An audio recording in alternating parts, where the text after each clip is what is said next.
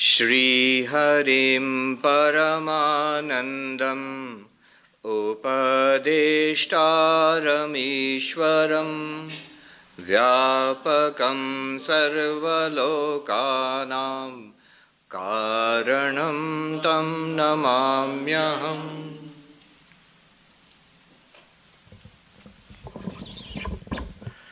So we are studying Aparokshanubhuti, a text on Advaita Vedanta written by Shankaracharya. We had completed up to verse number 15 and we're going to start with 16, verse number 16. Aham ekopi sukshmascha Aham ekopi sukshmascha Jnata sakshi sadavyayah Jnata sakshi sadavyayah Tadaham natra sandeho Tadaham natra sandeho Vicharasoyamidrishah Vicharasoyamidrishah. What is the process, the path of inquiry that we are going to take up? It starts here in the 16th verse. The path we are going to take is this, that we are going to discover the self, which is one, aham eko, one, subtle, sukshma, the knower, jnata, sakshi, the witness, sat, pure being, avyaya, unchanging, and get conviction in this, to ascertain this beyond any doubt. Tadaham natra sandeha. This is the kind of inquiry that will proceed now. Now this is not the inquiry, this is just indicating the lines of inquiry. Before explaining this, let me tell you something in general. In Advaita Vedanta, there are three things that we do. There are three things to keep in mind. First, disidentify yourself with anything that is finite, that is limited. Anything that is limited, anything that is an object of knowledge, disidentify yourself from that. That's the first step. We will see. Know yourself as the witness of all objects, as the pure subject. Know yourself as unlimited, infinite. And how we are going to do that, of course, that's the process we will start today. But that's the first step, to disidentify ourselves from anything that is an object and that is limited. Number one. Then the second step comes. The second thing to keep in mind in Advaita is this thing which we have disidentified from the world of objects and limited things, this pure subject. The second step is to see it as the infinite Brahman. Existence, consciousness, bliss, which the scriptures speak about, which Upanishads speak about, pure being, pure consciousness and bliss, Satyam, Jnanam, Anantam, Brahma, infinite existence and consciousness. This subject is none other than Brahman. And Brahman is the ground of the universe from which the entire universe springs. So this is the second step, to know yourself as Brahman. And then comes the third and final step, the third thing to keep in mind when we study Advaita. Having known ourselves, recognized ourselves, intuited ourselves as Brahman, now look up upon this universe of changing things, of objects, of limited things, and recognize everything in this universe as you yourself. They are not separate from you. The entire universe is not separate from you. Now you see how interesting this process is. First, we begin by separating ourselves from everything in the universe. Second, we recognize this separated entity as the infinite Brahman. And third, we merge the universe back into ourselves, into Brahman. Everything in the universe is, in the third step, recognized to be I myself. You are everything. An enlightened person would see it in this way, that I am everything in this universe. Not that I am separate from everything. That's just the beginning. Swami Virajananda ji, who was one of the presidents of the Ramakrishna order, has written that wonderful spiritual manual towards the goal supreme, Paramartha Prasanga.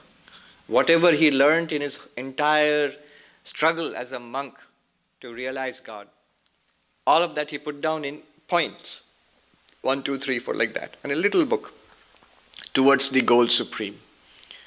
He says, watch this carefully. He says the entire universe is presented to my consciousness. Either I am none of it or I am all of it. Why should I identify myself with one body and mind? Why only this?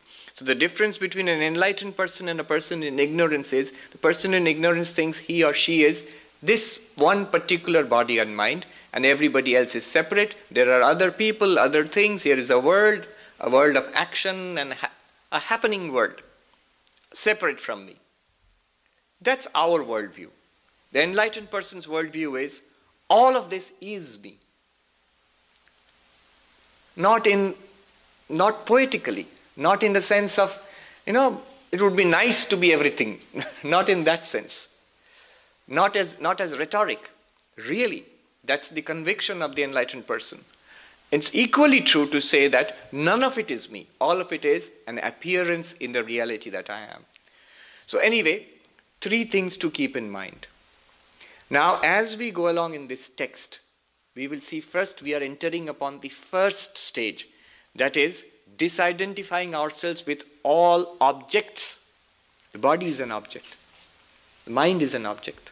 Thoughts, identity, memory, they're objects. They may not be gross objects like this, glass, but they are subtle objects. So to disidentify ourselves with all that is objective, all that is finite and changing, that is the first stage. It will start now.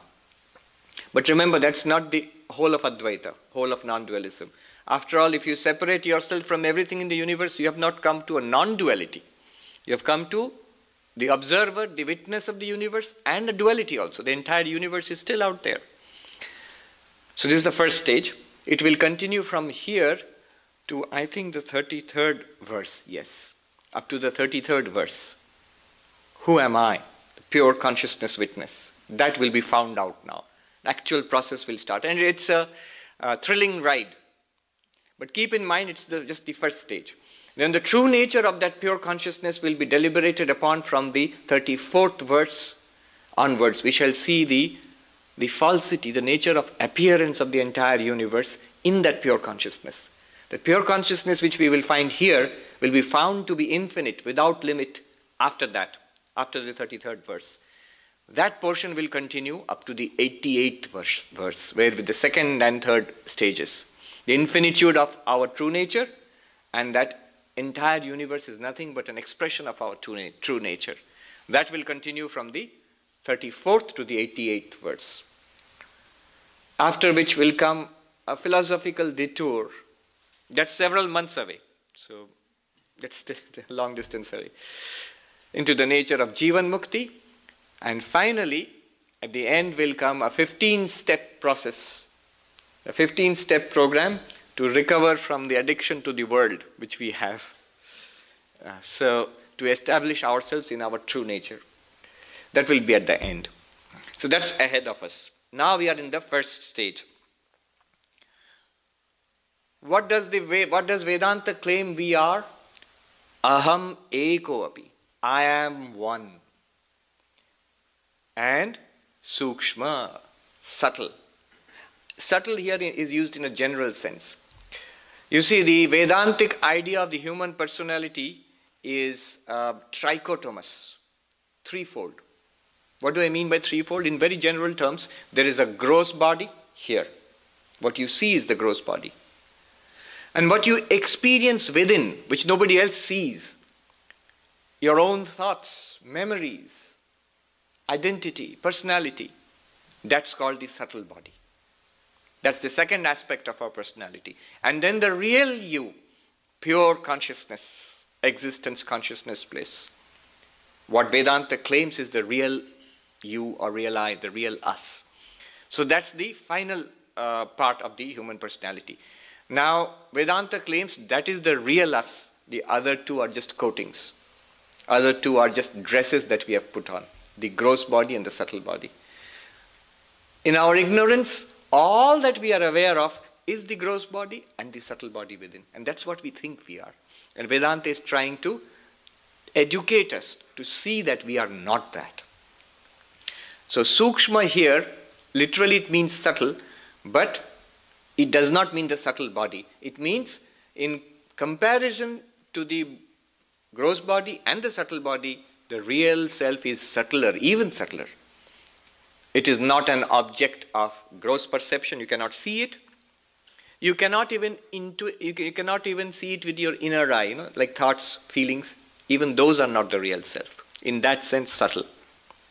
Now there are two words, Jnata Sakshi. Very important words. One will have grasped, would have made a big step forward in Advaita Vedanta if one can appreciate the meanings of these two terms. Jnata Sakshi, translated as Jnata means knower, Sakshi means the witness. We are both. But what is the knower and what is the witness? We need to know this. We need to understand this. After a class on non-dual Vedanta, I was in Santa Barbara over the weekend, in the Vedanta temple there. On Saturday, there was a class on Atma Bodha, self-knowledge. And after the class, a lady asked exactly this question. What is the difference between the knower and the witness? So we need to understand this. It's pretty simple, actually. What we understand about ourselves right now is the knower. You are looking at me, you are the knower, you know me. You are listening to my words, you are the knower, you know me. You know your own thoughts, our own thoughts, feelings, our identity, we know it.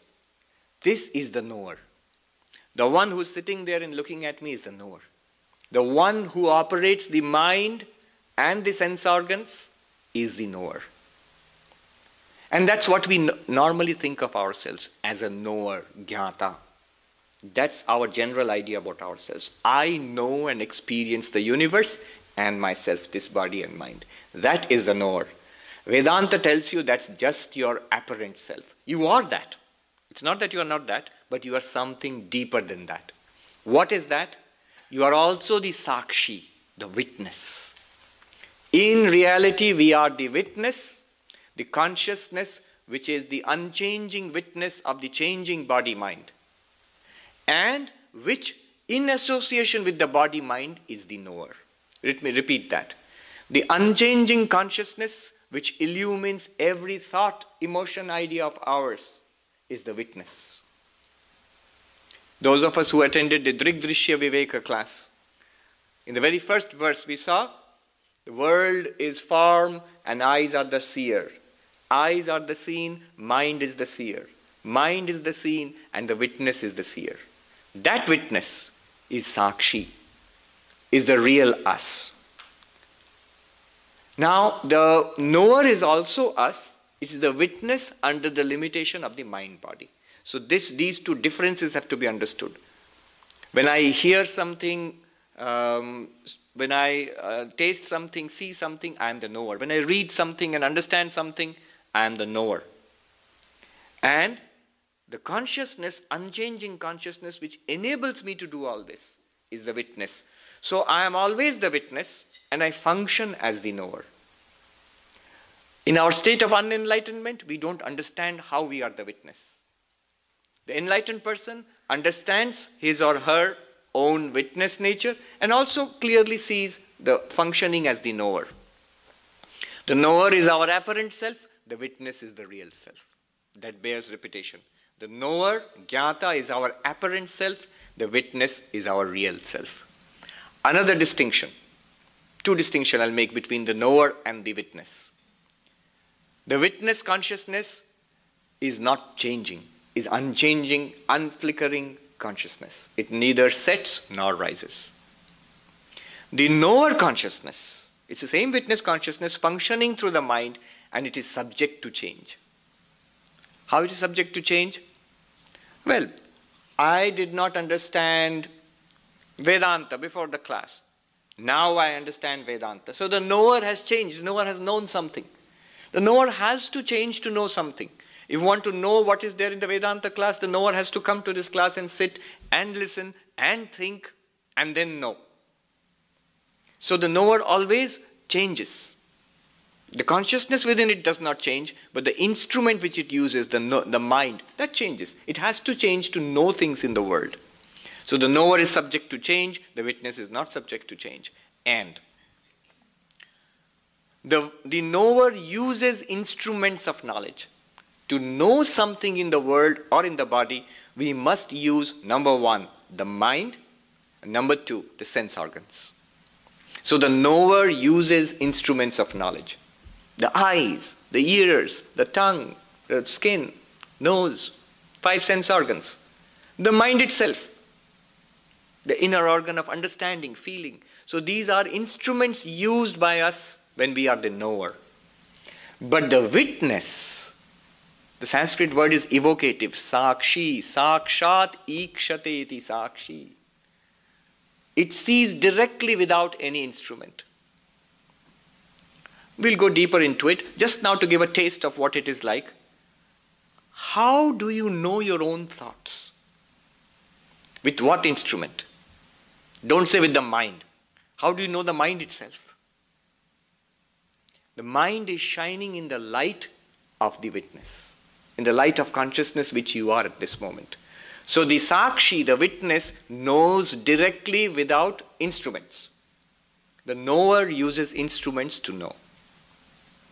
And the sakshi and the knower are not two different things. It's the sakshi alone which becomes the knower through using the mind and the sense organs. Okay, I've belabored the point enough. I think it should be clear. Sat, pure existence, I'm not going to talk about it now. Unchanging, not subject to the changes of birth and coming into being and developing and middle age and the decay of old age and death, the 6-fold changes, not subject to that. So that is what we are going to discover ourselves. Remember, at this point it's a claim. Now the process starts in the 17th verse. 17th verse. Atma vinishkalo heko, Atma vinishkalo heko, Deho bahubhiravritaha, Deho bahubhiravritaha, Tayoraikyam prapashyanti, Tayoraikyam prapashyanti, Kimajnanam atah param, Kimajnanam atah param. He says here, you the Atman, Atman means you, or I, the self. You the Atman, you are without any parts. This physical body, and even the subtle body, has multiple parts. And we consider them to be one and the same. What greater ignorance can there be? Kimajnanam atah param. Now what does he mean here? He has said a lot of things. First, we must understand what is the process going on here. We are trying to find out the true I. Who am I really? That's the first stage of Advaita Vedanta. Now this I, the self, it has to be refined. Not physically, in our understanding. Our understanding of the self has to be refined. The oil rigs out there, in Santa Barbara, I saw on the Pacific Ocean, there are oil rigs. They get oil. What are they doing? They're extracting petroleum. But actually what they're extracting is not petroleum itself. It's petroleum mixed up with so many other things. And then there has to be a long, complex, expensive process of extracting the various petroleum products from the sludge which comes up. Crude oil. Yes, crude oil. So from that you have to extract it. You have to refine it. The Sanskrit for refining is shodhana. Sanskrit for refining, and in many Indian languages, shodhana. Now, what is done now, what's going to start now is technically called in Sanskrit, Tvam Padartha Shodhana.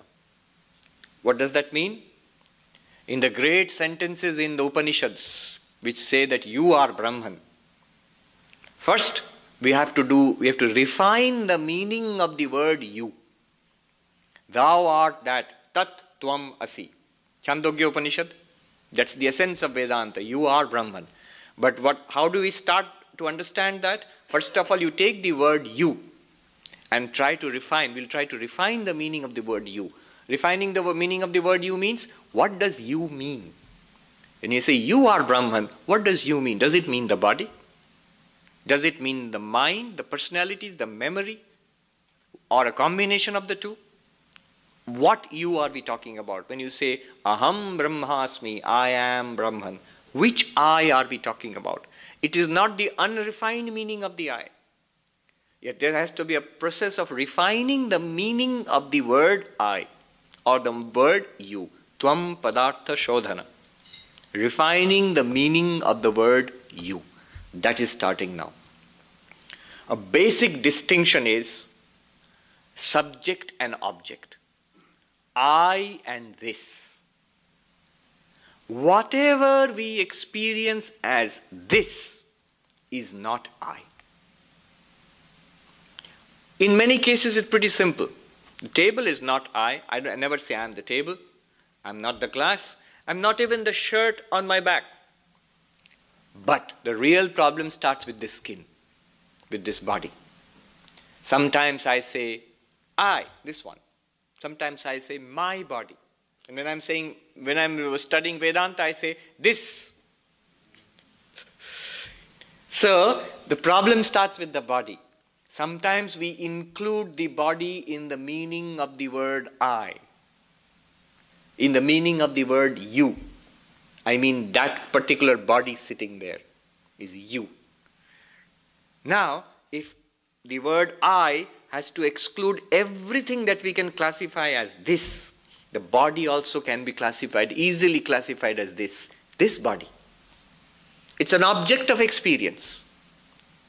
In every sense, it's an object of experience. You can see it, you can touch it, you can feel it, especially when it's hungry or when it's sick, you can feel it. You can hear it, the stomach rumbling. And if you don't take a bath for a number of days, you can smell it, taste it. So, the body is an object of our senses. It's this. And the process of refining tells us everything that can be classified as this has to be excluded from the meaning of the word I. Remember, we are refining.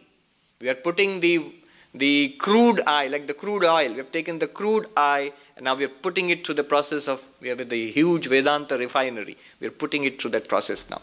The first thing, what you have to get rid of, the operating principle is anything that you can classify, you can experience as this does not enter into the meaning of the word I. That has to be removed. It's sludge. Removed means not physically.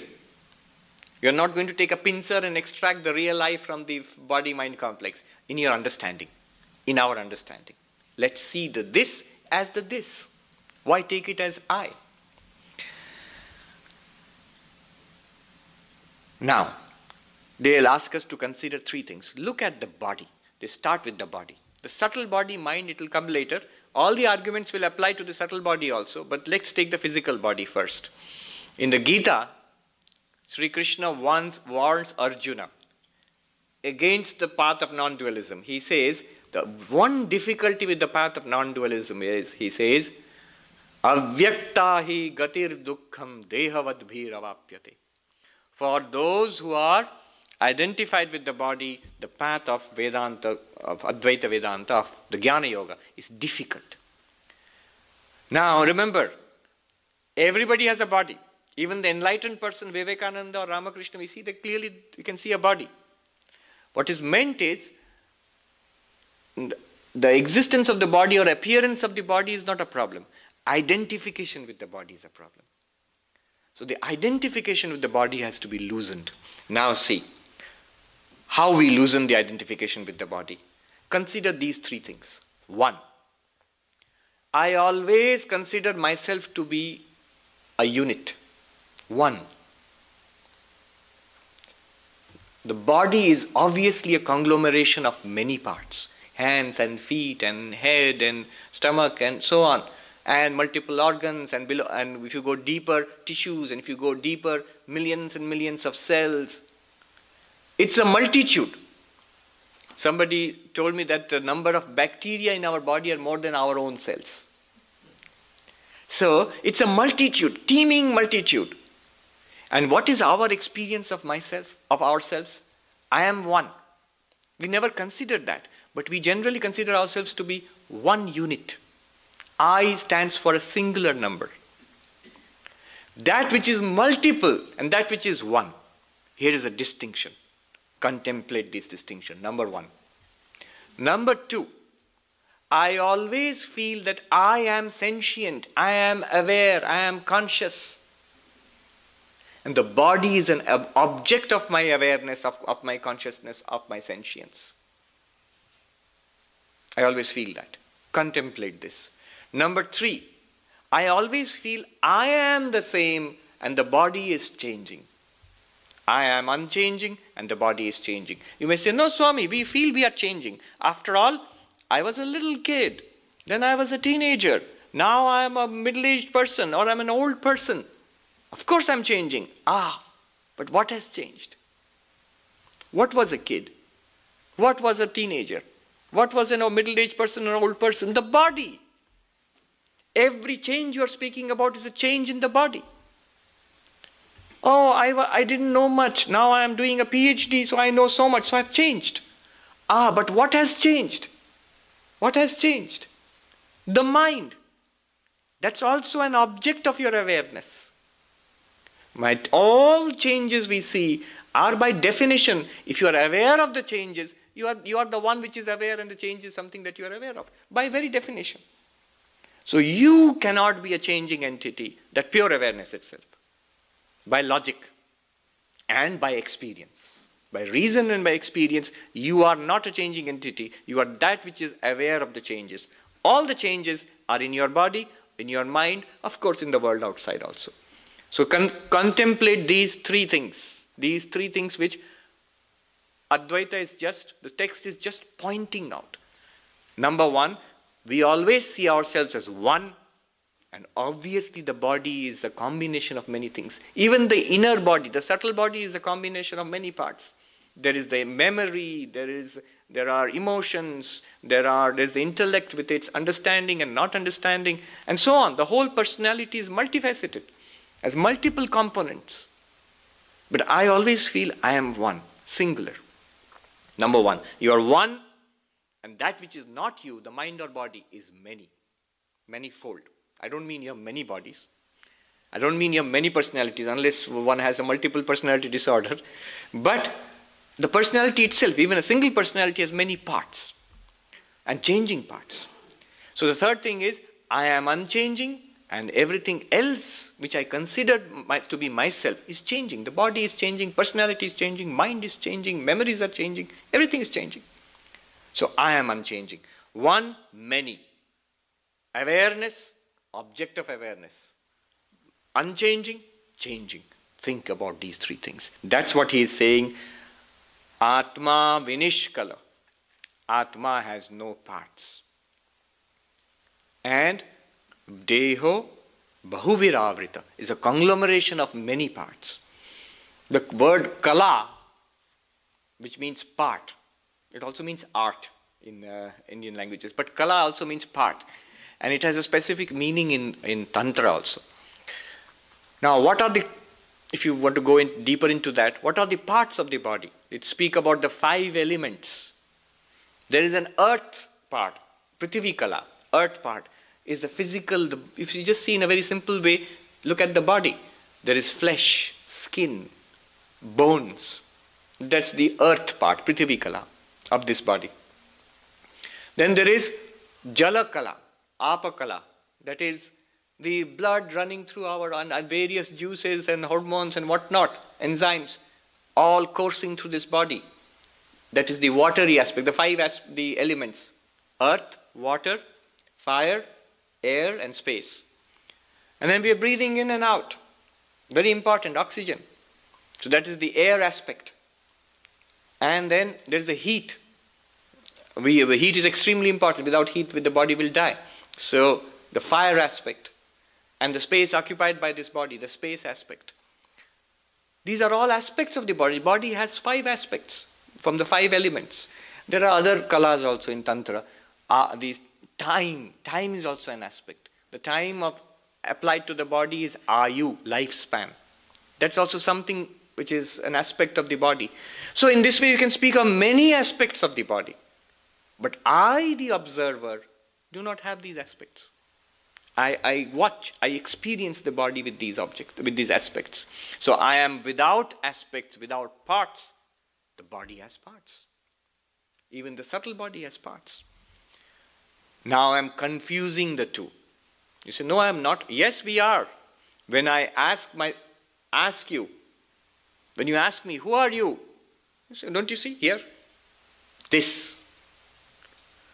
He says, Kim ajnanam matah param, what greater foolishness can there be? You, the one, you're saying this multiplicity is you. When I say, who are you? I am this. And what is this? I. You see the subtle mutual superimposition? Who am I? This body. What is this body? I. So, the I is associated with this body and the body is superimposed upon the I. I am using the language of Shankara, Anyonya Dhyasa. Yes. So, there are many Vedanta veterans here. So that's why once in a while a little technical stuff has to be thrown into the mix. Otherwise they will say, what childish talk? Kya bachcho wali baat kar gaye? In Hindi. They're speaking like a child. So, Anyonya Adhyasa is a term used by Shankaracharya, mutual superimposition. It simply means, I take the body to be myself, and when you are asked about the body, I say, it is I. I am the body and the body is me. Superimposing one upon the other.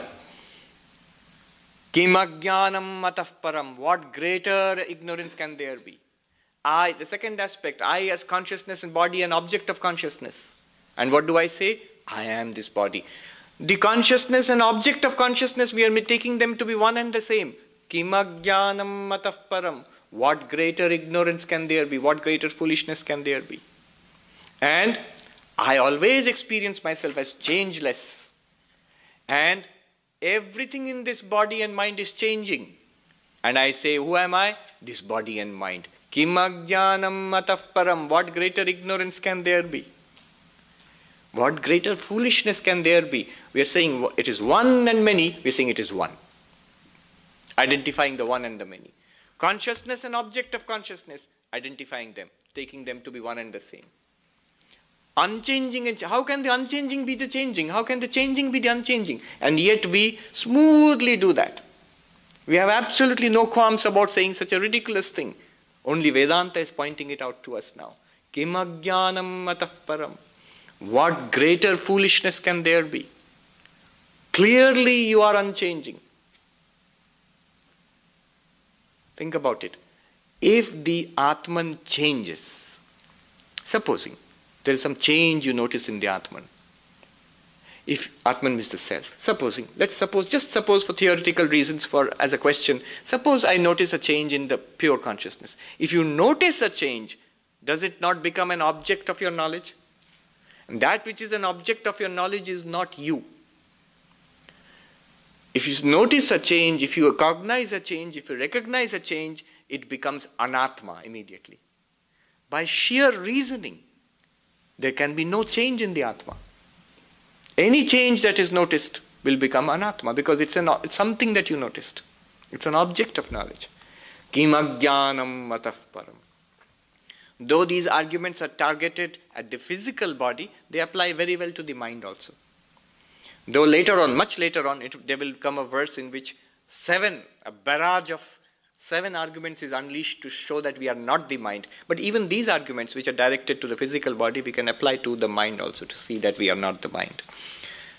Now, what is the process? Advaita Vedanta is pointing out certain facts, which are facts right now.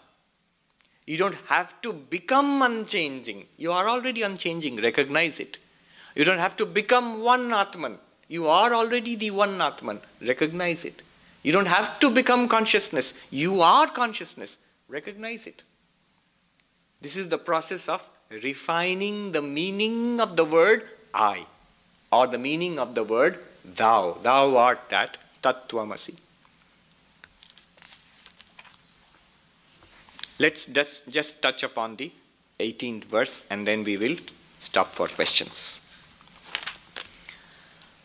Atma niyamakascha, Atma niyamakascha, no, Atma niyamakaschantar, Atma niyamakaschantar, Deho bahyo niyamyakaha, Deho bahyo niyamyakaha, Tayoraikyam prapashyanti, Tayoraikyam prapashyanti, Kimajnanam atah param, Kimajnanam atah param.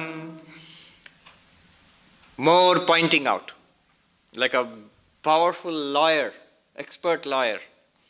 Shankaracharya is marshalling arguments, not to convince us, to show us. He's showing it to us. Look at ourselves. We always consider the self to be the controller and body to be the controlled. Take it in a very naive, simple way. All the time I feel I am controlling the body. Therefore the body is something controlled, I am the controller. The driver of the car is not the car. It's a simple argument, but not simple-minded. It shows what we actually think of ourselves and something that we don't notice, that we always regard ourselves as the controller. The operator of the machine is not the machine. The driver of the car is not the driver, is not the car, unless it's the Google driverless car. Then they are one and the same. Niyamaka, the controller. Niyamya, the controlled. They are usually two different things. The body is controlled, is operated, and we are the controller or operator. Now, if there are any philosophy students here, they will immediately object. This is the old theory of homunculus, little man in the mind which is controlling the body mind. That theory has been disproved. It's not a serious theory. In what sense, with what deeper sense is Atman the controller? Remember, Atman here is not like a little man sitting in a, and the big cranes are there. There's a little box on top of the big crane where a man is sitting there and controlling the huge crane. Atman itself is not like a little man sitting somewhere in the headquarters of the mind and the brain and then controlling the whole body and mind. No. It is more like the Atman, pure consciousness, gives existence and consciousness to body and mind. The technical terms are Satta and Spurti, or Satta and Chaitanyam. Existence and consciousness are lent to the mind and body, and then the mind and body do their thing.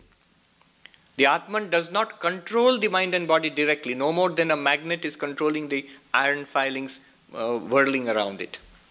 So just by the presence of the pure consciousness, the mind and body operate. That much is the controlling, no more than that. It's not operating in any particular sense. In that case, there will be serious objections. Then the Atman becomes an operator. An operator is always subject to action and change. So not in that sense. So the Atman is the operator or is the controller only in the sense of lending existence and consciousness to body-mind. A second fact is pointed out. Simple fact, which we are always aware of. He's just pointing it out. The body is always regarded as external to you, the self. We always feel, I am somewhere in there. We always feel I am somewhere in there. So if I am something inside and the body is something outside, how can the two be one? He says, Antar, the self is inner and the body is bahya, external. A simple psychological fact. It is something external. External to you, the consciousness. It has to be because it's an object of consciousness. The body is an object of consciousness. Just as this is an object of consciousness and it is exterior to consciousness. Consciousness watches it or experiences it. In the same way, the consciousness experiences the body. In fact, it's not even true that you are somewhere inside the body. The entire body is an object to your consciousness. It's exterior, an object to your consciousness. And you are the subject, you are interior. But interior not in any particular sense that I am in any particular part of the body. Let's try one little thought experiment suggested by an American philosopher and psychologist, Greg Good. He's in New York. He's a trained philosopher, but he is also a great fan of and practitioner of Advaita Vedanta. Now he suggests an interesting experiment to see that not only is the body an object of your consciousness, even the feeling of I. We feel I am somewhere in there. That's also an object to your consciousness. What is the object of this exercise? To see that not only is the body an object, but I, which I feel right now, I am in this body, that's also an object. You are not that I. That's as much an object as this thing. When we go through the exercise, you will see the interesting results. It's quite surprising. Simple exercise, but quite surprising. If you sit straight, and what is the objective? To locate the I. Who am I? Where is the I in the body? You will find it's not there. The exercise will proceed in this way. When you sit straight, mentally draw a line parallel to the ground through your waist, mentally. So the portion below the waist is below that line, portion above the waist is above that line. So a line has been drawn, mentally. Now ask yourself, where is the sense of I? Is it below the waist or above the waist? Most of us will say it's clearly above the waist. If you were asked to choose, where are you? There, below or above? Mostly we will say above. Now draw one more line through just above the stomach, here, mentally, parallel to the ground. Now if we are asked to choose, where are you? Below that line or above that line? Most of us will again say, I feel myself above that line. Now draw one more line across the throat here, parallel to the ground. And if you are asked to choose, where am I? Below that line or above that line? Again, most of us will feel, I am above that line, somewhere in the head region. If I am asked to choose, forced to choose, where am I? The feeling of I. Now, draw a vertical line from the forehead through the nose like this. In the head region, two vertical lines, one through this eye, one through this eye, two vertical lines. Now, if you are asked to choose, where is the feeling of I? On this side of the head or that side of the head or somewhere in the central part of the head? Most of us will sort of feel that maybe somewhere in between the two vertical lines, somewhere here in the central part of the head. Even somewhere just behind our eyes maybe. You'll see most people feel that, somewhere behind our eyes. That's where I am really, if I'm forced to say. Now, you will experience the sense of I as a feeling, a sense, somewhere behind your eyes in the central portion of the head, probably.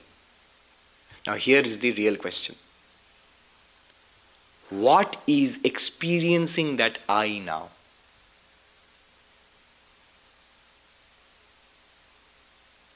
Clearly that feeling of I is a feeling, it's an object. In what consciousness is it shining? You see the point of this exercise. Even the sense of I is reduced to an object. Sense of I there, it's something, a feeling located in the head. In what consciousness is that feeling located? That consciousness is the witness. The I which you are feeling behind, somewhere here, maybe you are feeling it, that is the ego. That's not you. That's why Shankaracharya sings something paradoxical. Chidananda Rupa Shivoham in that Nirvana Shatakam. The first line is paradoxical. Nobody notices. Mano Buddhi Hankara Chittani Naham. I am not the mind, the intellect, the memory, the ego. If you translate into English, it's paradoxical. I am not the I. Ahankara na aham. I am not the I. I am that which is aware of the I somewhere right here behind our eyes itself here in the middle of the head. So even the sense of I, it's just a function of the mind. The real I is that which is watching this I, or which illumines this I. It's a very nice experiment. Greg Good, he designed this experiment to demonstrate the fact that even the ahankara, the ego, is an object. That to which it is an object is the witness, the sakshi. All right, let me just give a peace chant here. We have gone pretty, a lot of material today. I hope you have got some good questions.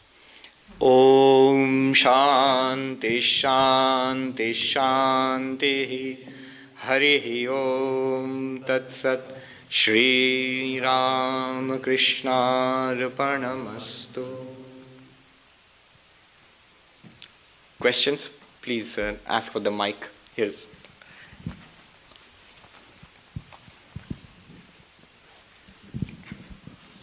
If you just back up a little to the last stanza before the one we started today, the question is stanza 15. Yes. The material cause of these two, that is ignorance and thought, is the one without the second. Yes. And we obviously, the verse apparently is saying that that undivided one is the material cause, but it comes out of nations and sankalpa. Yes. And that is beautifully borne out in the example given of the dream world that we construct, which like is out of central casting. It is so real, so material, and yet it is sankalpa alone that produces it.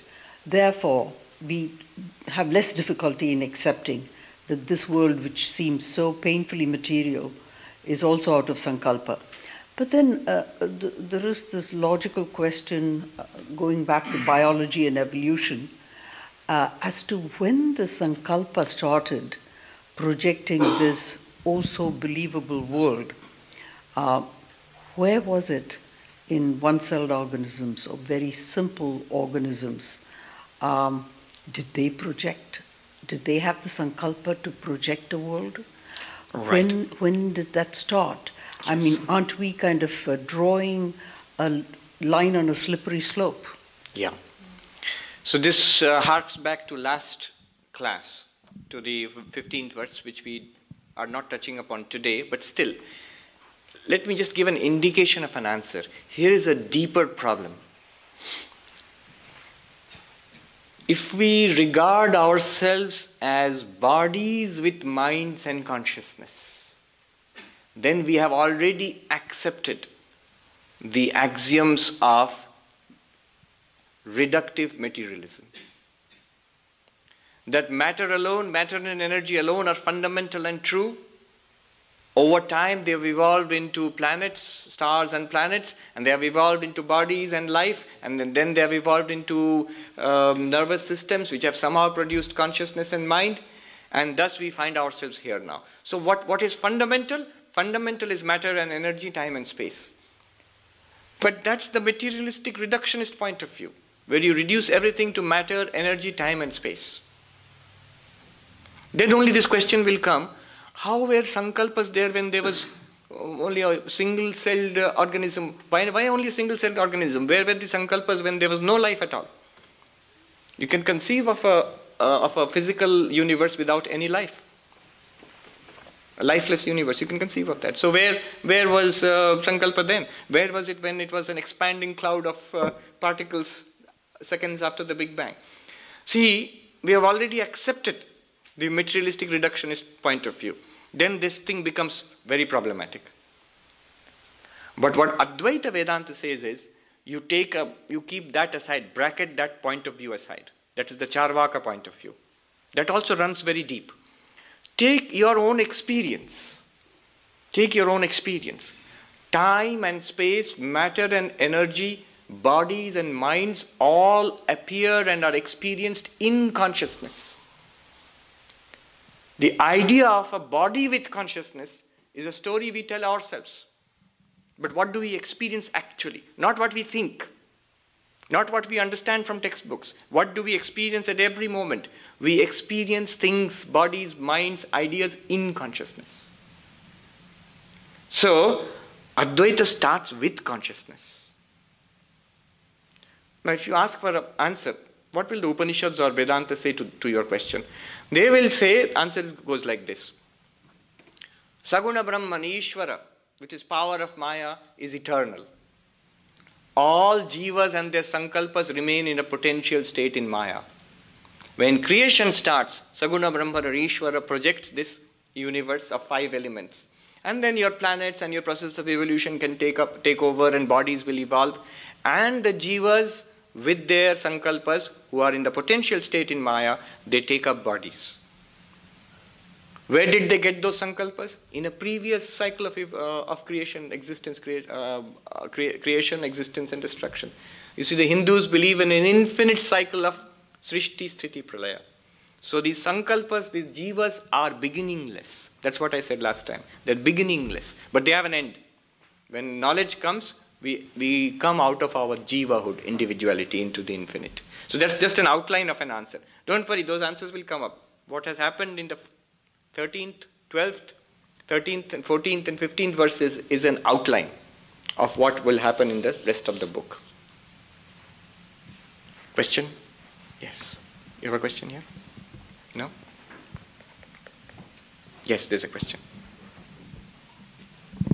Hello. Yeah, it's not exactly a question, but we're talking about this thought experiment some time ago. So I think most of the times, or most of us will think that we are inside our eyes or right behind our eyes. Yes. Maybe because eye is the sensory organ which sees basically the outside world, which sees the outside world. And most probably that's why we will feel that, okay, that the eye feeling, it goes just behind our eyes. Whether it will be interesting to see actually, I mean, if a blind person, we ask them whether, where do you feel that perception? Maybe it will be on the ears, on the periphery. True. But you know what was my point there? The point of the experiment was different. Yes, it is true. If you ask why is the feeling of eye in the head? Because maximum amount of sensory perceptions work in the head. You have got the ears here, the nose here, and of course the eyes. We are mostly visual. And the sense of taste here. So experiences seem to be localized in the head. That's why we have a sense of eye in the head. But the point of the whole experiment was to show that our sense of eye is equally an object.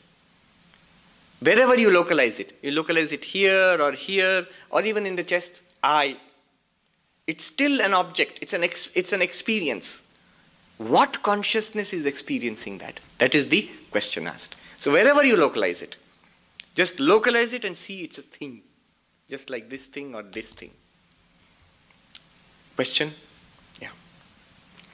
Okay, so talking about the knower and the witness. So if the witness is the consciousness, yes, right? The knower becoming enlightened, then is that the knower knowing that it is really the witness? Very good way of putting it. I'll rephrase it a little bit. Becoming enlightened is this. Right now, when you say, "Who am I?"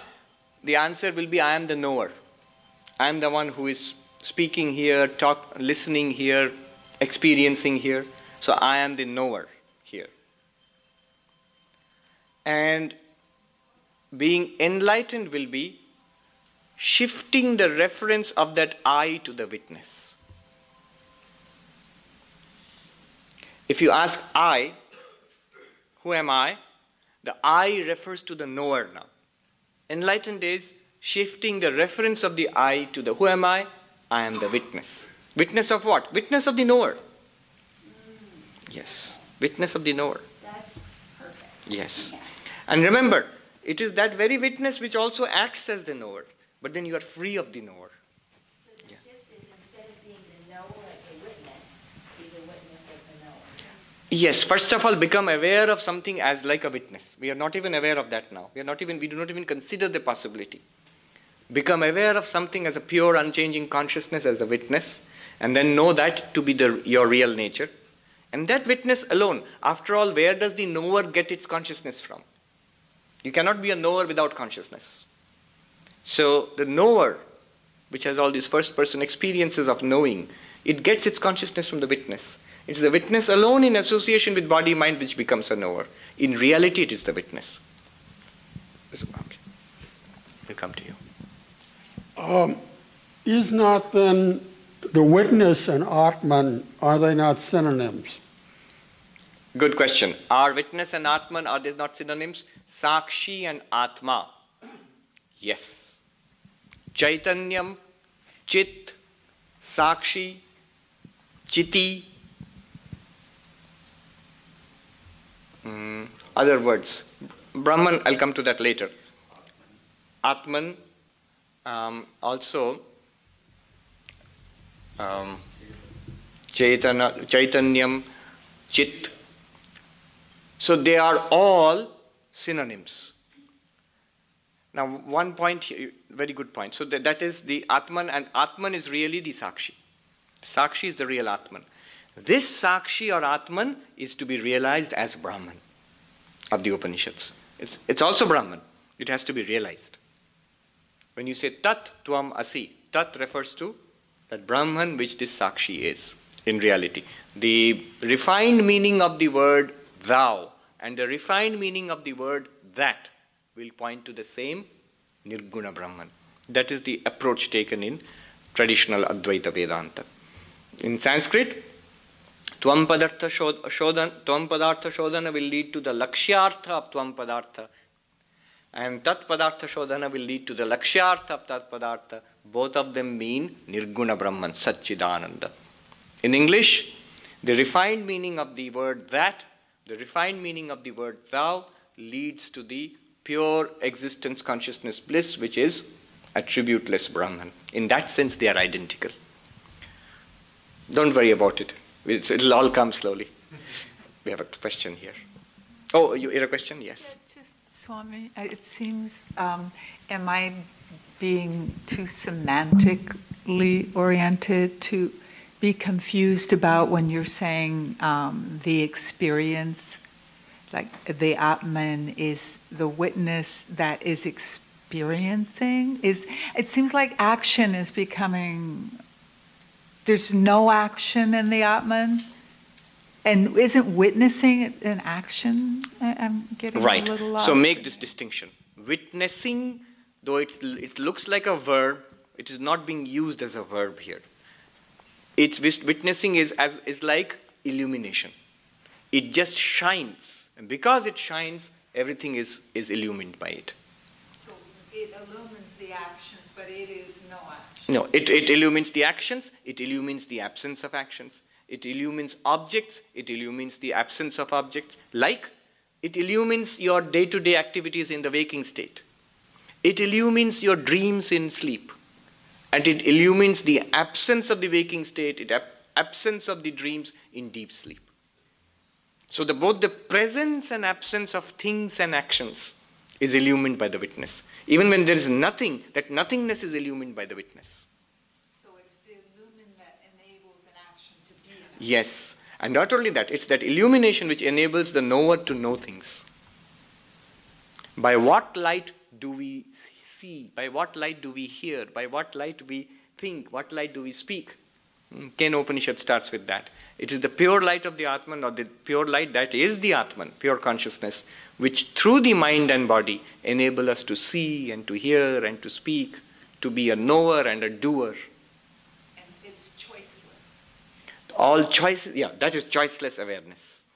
All choices come in at the level of the mind. One more point about semantics here. Just today before the class, I was thinking about an interesting thing. You see, philosophers of language will have an objection here. They will say, you are forcing the words awareness, consciousness, knowing, witness into meanings which they are not supposed to express. Philosophy of language will say that. This question, isn't witnessing an action? Because normally witnessing is an action. If you ask a person, how do you use the word witness? A witness is a person who goes to court and stands in witness of something. He witnessed something. It's an action. When you use witnessing in terms of not an action, technically you're committing a fault. You're forcing words to do things which they are not meant to do. You are using words out of their context.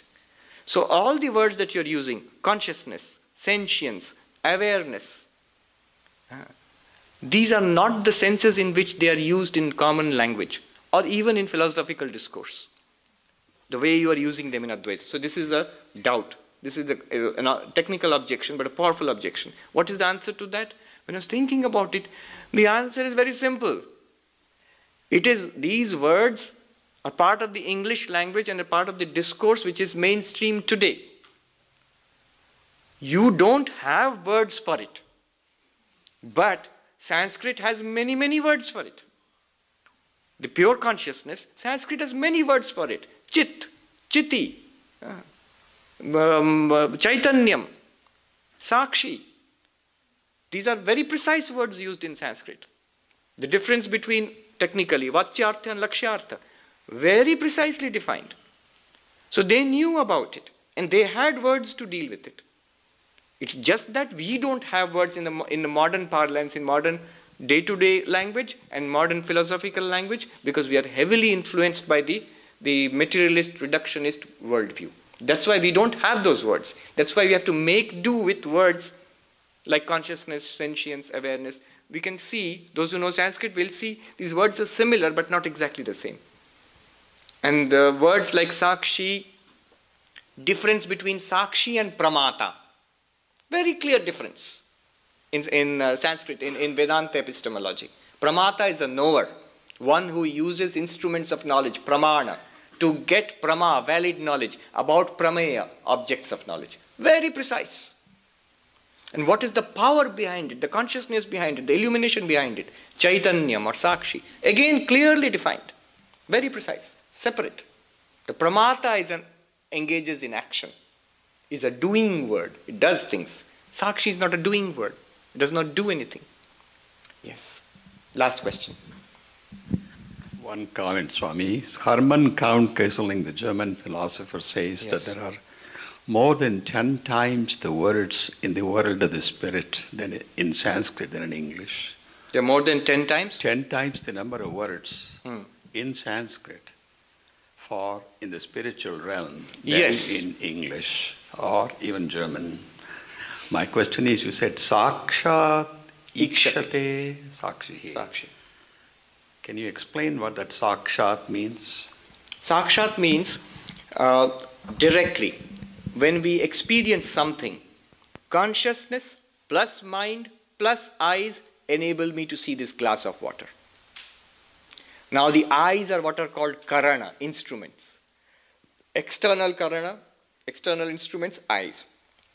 Internal instruments, mind, antakarana. And the consciousness operates with these instruments to get an experience of this glass of water. It is not sakshat. It depends on these instruments for getting an experience like this. Whereas directly our sukha and dukkha, happiness and misery, I am happy, I am unhappy, direct feeling of pleasure, of pain, of knowing something in the mind, that is directly illumined by consciousness. That direct illumination is called sakshat ikshate, sakshi. Without using any instrument. The absence of all thoughts in deep sleep, that blankness, how is it experienced? With what eyes do you see that darkness? With what mind do you think about that darkness? Nothing. And yet we have experienced it. Every night we experience it. So sakshat ikshate, directly we experience. In fact, I'll end with this. Eskimos are supposed to be, I don't know how true it is, Eskimos are supposed to have 20 or 30 words for snow. Various types of snow and ice and various textures and so on, various uses, various aspects of snow, because it's a great fact of their lives. It's the dominant fact of their lives. They live in an icy region. In the same way, the ancient Indian philosophers, they continuously dealt with these ideas. So they developed an entire language to deal with these concepts over thousands of years. So these are very well defined terms.